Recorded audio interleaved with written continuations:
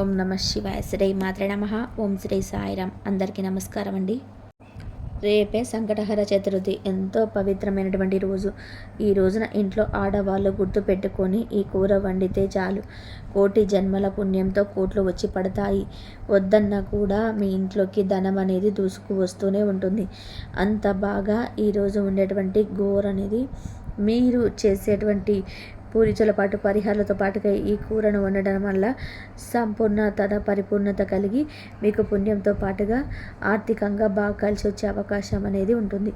కాబట్టి ఆ కూర ఏం వండాలి, అలాగే కొన్ని పొరపాట్లని చేయకూడదు, అవి ఏం చేయకూడదు ఏంటి, ఇదంతా కూడాను వీడియో మీరు చక్కగా వింటే అంతా కూడా వివరంగా అర్థమవుతుంది. అలాగే మన వీడియోకి ఒక లైక్ చేసి సపోర్ట్ చేయండి. ఇంకొంతమందికి చేరి వారు కూడా ఉపయోగించుకునే అవకాశం అనేది ఉంటుంది. మనకు శనివారంతో కూడుకొని ఈ సంకటహర చతుర్థి వచ్చింది. కృష్ణపక్షంలో వచ్చే చతుర్థి నాడు ఈ సంకటహర చతుర్థి జరుపుకుంటారు. శనివారంతో రావడం ఇంకా గొప్ప విశేషంగా చెప్పుకోవచ్చు.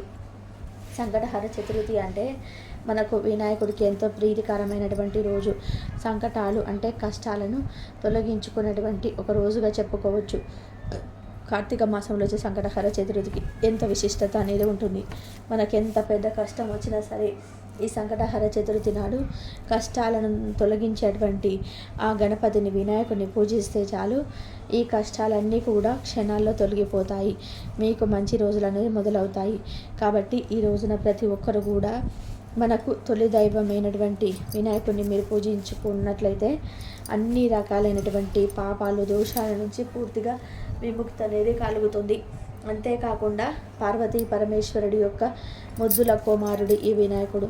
కాబట్టి వినాయకుడికి పూజ చేయడం వలన శివ పార్వతుల యొక్క అనుగ్రహం కూడా ఈ కార్తీక మాసంలో మీకు చక్కగా కలుగుతుంది. వినాయకుడు ఏంటంటే బ్రహ్మదేవుడి అంతటి మన తలరాత రాసేటువంటి బ్రహ్మదేవుడి యొక్క కష్టాలను తొలగించాడు. బ్రహ్మదేవుడు సృష్టి మొదలుపెట్టినటువంటి ఆ క్షణాలలో కన్ను పెట్టాల్సిన కాడ, ముక్కు పెట్టాల్సిన కాడ చెవి ఇలా పెడితే అంటే కొన్ని వేల సంవత్సరాలు తపస్సు చేశాడంట. ఇవన్నీ పొరపాట్లు జరుగుతున్నాయి, ఎలా సరి చేయాలని. అలా తపస్సు చేసినప్పుడు అప్పుడు ఈ వక్రతుండ మహాగణపతి ప్రత్యక్షమయ్యి ఆయన చేసినటువంటి వక్రాలన్నింటినీ తొలగించి బ్రహ్మదేవుడికి విముక్తి కలిగించాడంట. అంటే మన తల రాసేటువంటి బ్రహ్మ కష్టాలను తొలగించినటువంటి ఆ వినాయకుడికి మన కష్టాలను తొలగించడం ఒక లెక్క. ఒకసారి ఆలోచించండి. మరి ఇంత చక్కగా ఏంటంటే రేపు పూజలు చేసుకుంటారు, వ్రతాలు చేసుకునేవారు వ్రతం చేసుకుంటారు, ఇన్ని చేసుకుంటూ ఉంటారు. చేసుకునేటప్పుడు మరి ఆయనకి ఇష్టమైనటువంటి కూరల్ని కూడా మీరు వండడం వల్ల ఏంటంటే చక్కగా ఆ గణపతి యొక్క అనుగ్రహం అనేది కలుగుతుంది. అలాగే వండకూడని కూరలు కూడా ఉన్నాయి. అలా వండకూడని కూరలు వండడం వల్ల ఏంటంటే చేసే పూజలకు ఫలితం లేకుండా పోతుందన్నమాట. కాబట్టి ఆయనకి ఇష్టమైన కూరలు వండండి. అలాగే ఈ కూరను మాత్రం వండుకోండి. ఎందుకంటే వండాల్సిన కూర తెలుసుకోవడం ఎంత ముఖ్యమో మనకు వండకూడని కూర తెలుసుకోవడం కూడా అంతే ముఖ్యం అన్నమాట. అప్పుడు మనం చేసేటువంటి పూజలు అవ్వచ్చు, పరిహారాలు అవ్వచ్చు, ఆ తండ్రికి చెందుతాయి. మనకు ఉన్నటువంటి కష్టాలన్నీ తొలగిపోతాయి. ఈరోజు చక్కగా సూర్యోదయానికి ముందుగానే నిద్రలేచి ఇంటిని, వాకిల్ని శుద్ధి చేసుకోండి. స్నాన కార్యక్రమాలు పూర్తి చేసుకోండి. అలా చేసుకొని ఇంట్లో కూడా కాస్త నీటిలో ఉప్పేసుకొని ఇల్లంతా తుడిచి పసుపు నీటితో చల్లుకొని గణపతి విగ్రహానికి పసుపు రాసి కుంకుమ బొట్లు పెట్టేసి ఇంట్లో గణపతి ముందు పూజ చేయండి. ఆయనకి ఎరుపు రంగు మందార పూలు అంటే మందార పుష్పాలతో కనుక పూజ చేసినట్లయితే చేసే పూజకు సంపూర్ణ ఫలితం అనేది కలుగుతుంది. అంతేకాకుండా వినాయకుడికి ఏంటంటే జిల్లేడు పూలు అంటే కూడా చాలా ఇష్టం. జిల్లేడు చెట్టు కూడా మనకు దేవతా వృక్షంతో సమానం. కాబట్టి తెలుపు రంగులో ఉన్నటువంటి జిల్లేడు పుష్పాలతో, అలాగే మనకు వెలగపండు ఉంటుంది కదా, ఆ వెలగపండును కూడా మీరు పూజలో సమర్పించినట్లయితే మీకు అఖండ ధన యోగం అనేది కలుగుతుంది, బాగా కలిసి వస్తుంది. భూలాభము, ధనలాభము, గృహలాభము ఇలాంటి యోగాలన్నీ కూడా సిద్ధిస్తాయన్నమాట. ఆకస్మిక ధన ప్రాప్తి కలుగుతుంది. అలాగే మీరు పూజలో నైవేద్యంగా దానిమ్మ పండ్లు అంటే దానిమ్మ గింజలు మనకు ఎరుపు రంగులో ఉంటాయి కదా, ఎరుపు రంగు అంటే స్వామి వారికి చాలా ఇష్టం. కాబట్టి ఎరుపు రంగులో ఉన్నటువంటి దానిమ్మ గింజలు కూడా మీరు నైవేద్యంగా పెట్టినట్లయితే మీరు చేసే పూజకు సంపూర్ణ ఫలితం అనేది కలుగుతుంది. కాబట్టి ఈరోజు ఆడవాళ్ళు చక్కగా ఏంటంటే ఇలాంటి నియమాలతోటి ఎరుపు రంగు బట్టలు కానీ, పసుపు బట్టలు కానీ చక్కగా ధరించి చక్కగా మీరు స్వామివారికి కనుక మనం చెప్పినట్టుగా మీరు నైవేద్యంగా సమర్పించి ఇంట్లో పూజ కనుక చేసినట్లయితే మీ యొక్క పూజకు సంపూర్ణ ఫలితం అనేది కలుగుతుంది. మీ యొక్క కొండంత కష్టమైన సరే క్షణాలు తీరిపోతుందన్నమాట. ఈ రోజున గడపలకు కూడా పసుపు రాసి చక్కగా కుంకుమ బొట్లు పెట్టుకోవాలి. అలాగే మన గుమ్మం ముందు అవ్వచ్చు, దేవుడి పూజ గది ముందు అవ్వచ్చు, బియ్య పిండితో చక్కగా ముగ్గు వేసుకోవాలి. గుమ్మానికి మామిడి తోరణాలు కట్టుకొని ఆడవాళ్ళు కూడా కాళ్ళకు పసుపు రాసుకొని పాపిట్లో కుంకుమ బొట్టు పెట్టుకొని ఆడవాళ్ళకు మెడలో నల్ల పూసలు కూడా ఉండాలన్నమాట. అలా ఉంటే చక్కగా మీకు మాంగళ్య బలం పెరుగుతుంది, భర్త సంపాదన కూడా బాగా పెరుగుతుందన్నమాట. అలా చేసేసి చక్కగా మీరు వినాయకుడికి పూజ చేసుకోండి. మీ పూజ గదిలో ఈశాన్యంలో ఒక పీట కానీ లేదంటే పీఠాన్ని కానీ ఏర్పాటు చేసుకోండి. చక్కగా పీటకి ఏంటంటే పసుపు రాసి కుంకుమ బొట్లు పెట్టి అలంకరణ చేసుకోవాలి. లేదా మాకు పీట లేదు అనుకునే వాళ్ళు మామూలుగా అయినా సరే వినాయకుడి విగ్రహానికి మీరు చక్కగా గంధం కుంకుమ పుష్పాలతో అలంకరణ చేసేసి మనం చెప్పినట్టుగా జిల్లేడు పువ్వులు అలాగే వెలుగ పండు ఇలాంటి వాటిని కూడా సమర్పించి గరిక, ముఖ్యంగా వినాయకుడికి గరిక అన్న కూడా చాలా ఇష్టం అన్నమాట. కాబట్టి 21 జిల్లేడు ఆకులను కానీ లేదంటే 21 లేత గరిక పూసలను కానీ మీరు స్వామివారి దగ్గర పెట్టి మీరు ఈ వ్రతాన్ని చేసుకోవచ్చు, లేదంటే పూజని చేసుకోవచ్చు అన్నమాట. ఇలా చేయటం వలన మీ యొక్క పూజకు కోటి జన్మల పుణ్య ఫలితం అనేది కలుగుతుంది. ముందుగా గణపతికి ఏంటంటే చక్కగా నమస్కారం చేసుకుంటూ మీ మనసులో కోరిక ఏవైతే ఉందో అది చెప్పుకుంటా చక్కగా పూజ చేసుకోండి. ఈరోజు దీపారాధనలో ఆవు నెయ్యితో పాని కొబ్బరి నూనెతో కానీ దీపం వెలిగిస్తే చాలా మంచిది. దీపం ప్రమిదకు కూడా గంధం కుంకుమ బొట్లు పెట్టేసి కొబ్బరి నూనెతో కానీ లేదా ఆవు నెయ్యితో కానీ మీకు దీపారాధన చేస్తే చాలా మంచిది. ఈ రోజున 5 ఒత్తులు వేసి దీపాన్ని వెలిగించండి. అలా చేయడం వలన మీకు విశేషమైనటువంటి ధన ప్రాప్తి అనేది కలుగుతుంది. ఈ రోజున మీరు ఇంట్లో వండాల్సినటువంటి కూరల్లో ముందు ఏంటంటే నేతి బీరకాయ అన్నమాట. ఈరోజు నేతి బీరకాయతో ఎవరైతే కూరను కానీ ఎక్కువగా పచ్చడి చేసుకుంటుంటారో నేతి బీరకాయ పచ్చడి అనేది ఈ రోజున మీరు చేయడం వలన ఈ సంకటహర చతుర్థి రోజున మీ జీవితంలో ఉన్నటువంటి సంకటాలన్నీ కూడా తొలగిపోయి ఆ వినాయకుడి యొక్క సంపూర్ణ అనుగ్రహం అనేది మీకు కలుగుతుంది. మనకు నేతి బీరకాయలు ఇప్పుడు ఈ సీజన్లో మార్కెట్లో కానివ్వండి, పల్లెటూరులో చెట్లకు కానివ్వండి చక్కగా దొరుకుతుంటాయి. నేతి బీరకాయ అంటే ఆ బీరకాయలో నెయ్యి వేసుకొని తింటే మనకి ఎంత కమ్మగా ఉంటుందో ఈ నేతి బీరకాయ పచ్చడి కూడా అంత బాగుంటుందన్నమాట. ప్రత్యేకంగా ఈ కార్తీక మాసంలో మనకు నేతి బీరకాయలు దొరుకుతూ ఉంటాయి. కాబట్టి మీరు నేతి బీరకాయ పచ్చడిని ఆడవాళ్ళు గుర్తుపెట్టుకొని చేసుకొని ఇంట్లో పిల్లలు, పెద్దవాళ్ళు, ఇంట్లో ఆడవాళ్ళు, భర్తకు అందరికీ కూడా పెట్టినట్లయితే మీ జీవితంలో ఉన్నటువంటి ఆ సంకటాలన్నీ కూడా తొలగిపోయి వినాయకుడి యొక్క సంపూర్ణ అనుగ్రహం అనేది మీకు కలుగుతుంది. ఒకవేళ నేతి బీరకాయలు దొరకని పక్షంలో మీరు మామూలుగా బీరకాయలైనా సరే తీసుకొచ్చుకొని వండుకోవచ్చు. ఆ బీరకాయల్లో పచ్చడి చేసుకోవచ్చు, పాలు పోసుకొని వండుకోవచ్చు. ఇలా చేసినా కూడా మీకు అంతే పుణ్య ఫలితం అనేది కలుగుతుంది. కాకపోతే నేతి బీరకాయలు తీసుకొచ్చుకునేటటువంటి ప్రయత్నం అనేది చేయండి.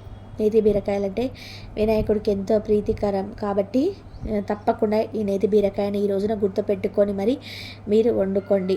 మీరు ఈరోజు సాయంత్రం తీసుకొచ్చుకొని పెట్టుకుంటే చక్కగా రేపు సంకటహర చతుర్థి రోజున మీరు వండుకోవచ్చు అనమాట. ఇంకా తర్వాత ఏంటంటే నల్లేరు, ఈ నల్లేరు కూడా మనకు మార్కెట్లో దొరుకుతూ ఉంటుందన్నమాట. కాబట్టి ఈ నల్లేరు అనేది ఇక్కడ మనకు ఈ నల్లేరును తీసుకొచ్చుకొని పచ్చడి రూపంలో చేసుకుంటూ ఉంటారు. ఈ నల్లేరు కూడా ఆరోగ్యానికి చాలా మంచిదన్నమాట. నల్లేరు పచ్చడి చేసుకొని తినడం వలన బీపీలు, షుగర్లు, ఏదైనా థైరాయిడ్ సమస్యలు ఉన్నా కానీ కూడా కంట్రోల్కి వస్తాయి. ఈ నల్లేరు పచ్చడి కూడా ఆరోగ్యానికి చాలా మంచిది, వెయిట్ లాస్లో కూడా చాలా ఉపయోగపడుతుంది. కాబట్టి రేపు గుర్తుపెట్టుకొని ఈ సంకటహర చతుర్థి రోజున ఈ నల్లేరును తీసుకొచ్చుకొని ఇట్లా కాడ రూపంలో ఉంటుంది, అది పచ్చడి వేసుకొని మీరు అన్నంలో వేసుకొని పచ్చడి కాస్తంత నెయ్యి వేసుకొని తింటే రుచికి రుచి.